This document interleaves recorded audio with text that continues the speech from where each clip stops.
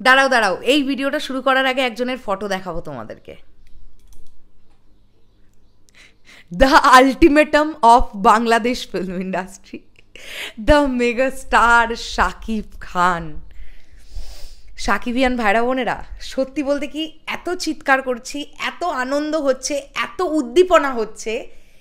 বাংলা সিনেমার motion poster সর্বত্র জয় জয়কার। শুধু এপার বাংলা ওপার বাংলায় সীমাবদ্ধ নেই, ওয়ার্ল্ড ওয়াইড রিয়াকশন আসা শুরু হয়ে গেছে বরবাদের ফার্স্ট লুক পোস্টারের। আবার সেম সিনারিও আমরা ঘটতে দেখতে পাবো। আমরা এটা আশা করেই ছিলাম যে বরবাদের ফার্স্ট লুক পোস্টার সবাইকে তাক লাগিয়ে দেবে, কিন্তু একটা নতুন কমেন্ট কি পাওয়া যাচ্ছে জানো? দিদি গা শিউড়ে উঠছে এই পোস্টারটা দেখে, ভয় লাগছে দিদি, হঠাৎ করে ভয় পেয়ে গেছি দিদি, এইরকম মেগাস্টারকে তো কোনোদিনও দেখিনি, এ কি ভয়ঙ্কর টাইপের লুক, বাংলা সিনেমা এরকম লুক দেখা যায়, আমরা কোনোদিন ভাবতে পারিনি। নানান রকমের কমেন্ট আসছে, আর সবগুলো পজিটিভ কমেন্ট। এই একটা টাইম পিরিয়ডে বলো না, বরবাদের ফার্স্ট লুক মোশন পোস্টার কতক্ষণ আগে এসছে? সোশ্যাল মিডিয়াটা খুলে নাও, ফেসবুকটা স্ক্রল করো। শুধু বাংলাদেশ বলে বলছি না গো, কলকাতার নামকরা জার্নালিস্ট ভাস্বতী ঘোষ, যিনি এখানকার খুব নামকরা একটি পত্রিকায় লেখালেখি তো করেন, যাবতীয় ইন্টারভিউজ, সেলিব্রিটিসদের, অনেক বড় বড় সেলিব্রিটিসদের ইন্টারভিউ নেন, সেই ভাস্বতীদি তিনি তার ওয়ালে বরবাদের ফার্স্ট লুকটা আসা মাত্রই শেয়ার করেছেন। এবং ভাস্বতীদি সাকিব ভাইয়ার ইন্টারভিউ নিয়েছেন তুফানের সময়।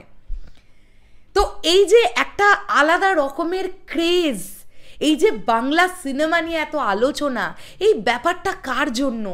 The megastar Shakib Khan. বাংলাদেশের মিডিয়া তো খুব ভালোভাবেই জানে সাকিব ভাইয়ার ক্রেজ সম্পর্কে, সকলে অবগত। এখন যদি আমরা আফটার কোভিড সেইভাবে বলি, প্রিয়তমার ওই সাকসেসটার পর থেকে কলকাতার যারা মিডিয়া বন্ধুরা আছেন বা মিডিয়া চ্যানেলসগুলো আছে, তারাও ফিল করে গেছে যে কলকাতায় এই মানুষটা পদার্পণ করলে যদি একটা ফুটেজ নেওয়া যায়, যদি তার কথার 2-4টে বাক্য রেকর্ড করা যেতে পারে, তাহলে সেই ফুটেজ কতটা ভাইরাল হয়, মানে একটা ভিডিওর মাইলেজ কতখানি তৈরি হয়, এটা সবাই অবগত, সব গণমাধ্যমকারী বন্ধুরা অবগত। বড় বড় সেলিব্রিটিসদের ওয়ালে ওয়ালে শুধু বরবাদের মোশন পোস্টার ঘুরছে ভাই, বরবাদের মোশন পোস্টার ঘুরছে। সত্যি তো আমরা চমকিত হয়ে গেছি কিন্তু সাকিব ভাইয়ার এই লুকটা দেখে, মানে লিটারালি ভয় লেগে গেছে।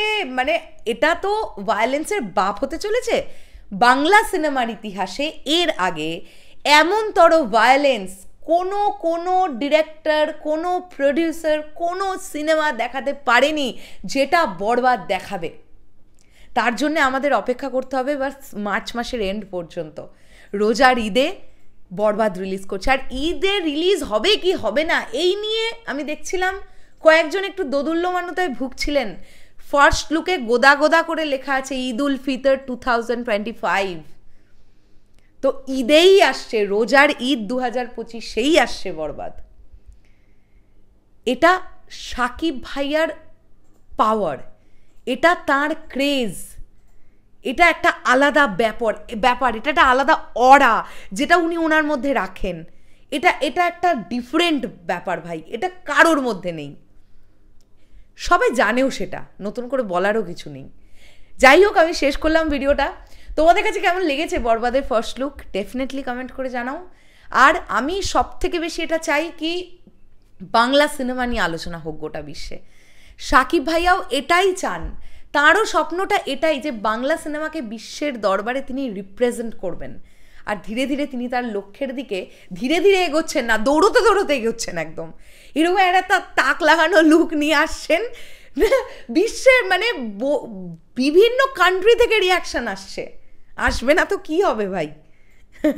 যাই হোক, শেষ করলাম ভিডিওটা। আসছি আবার খুব শিগগিরই নতুন কোনো ভিডিও নিয়ে। তাহলে এখনের জন্যে টাটা। সাকিবিয়ানরা কিন্তু বলো লুক কেমন লেগেছে তোমাদের।